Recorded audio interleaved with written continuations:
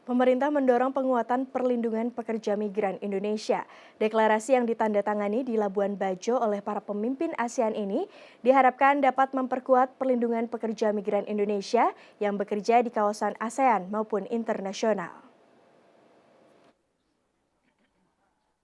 Di bawah keketuaan Indonesia, KTT ASEAN ke-42 menghasilkan total 12 dokumen deklarasi dan pernyataan ASEAN. Terkait dengan perlindungan pekerja migran, KTT ASEAN di Labuan Bajo tersebut menyepakati 3 perlindungan pekerja migran, yaitu Deklarasi Pemberantasan Perdagangan Orang yang disebabkan penyalahgunaan teknologi, Deklarasi Perlindungan Pekerja Migran dan Anggota Keluarga dalam situasi krisis, serta Deklarasi Penempatan dan Perlindungan Nelayan Migran. Deklarasi is one thing, tapi bagaimana kita bersama-sama secara kolektif di ASEAN menurunkannya dalam tatanan yang lebih konkret juga is another thing. Dan jangan lupa PR dalam negerinya, supaya tidak berhenti hanya kita nuntut ke orang lain, ke negara lain, tapi kita lupa bebenah di dalam diri.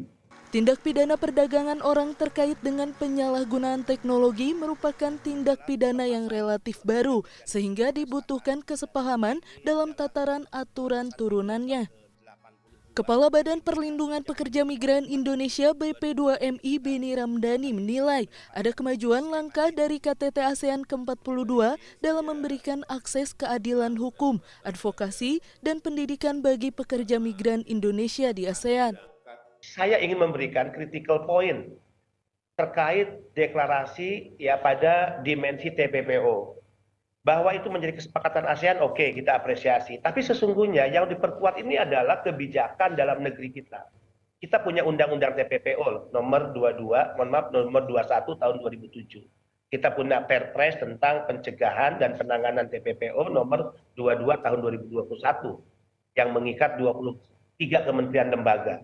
Nah, ini yang saya katakan masih mandul, belum terlalu efektif berjalan, belum aplikatif di lapangan, sehingga penempatan ilegal itu masih terus terjadi dan marak di lapangan.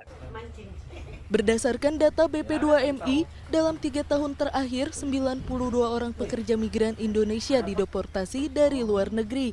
Dengan rincian 3.600 pekerja migran mengalami sakit dan cacat fisik, hilang ingatan, depresi ringan dan berat.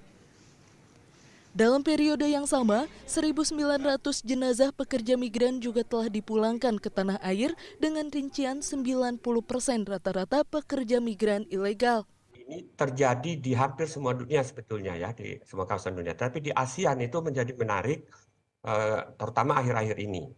Nah, itu menjadi lebih penting terutama dari sisi Indonesia. Mengapa? Karena Indonesia adalah dalam banyak hal adalah korban dari TPPO ini KTT ASEAN ke-42 di Labuan Bajo 10 Mei 2023 menghasilkan deklarasi dan komitmen pemberantasan TPPO yang meliputi pencegahan, pertukaran informasi, penegakan hukum, perlindungan korban, repatriasi, dan rehabilitasi.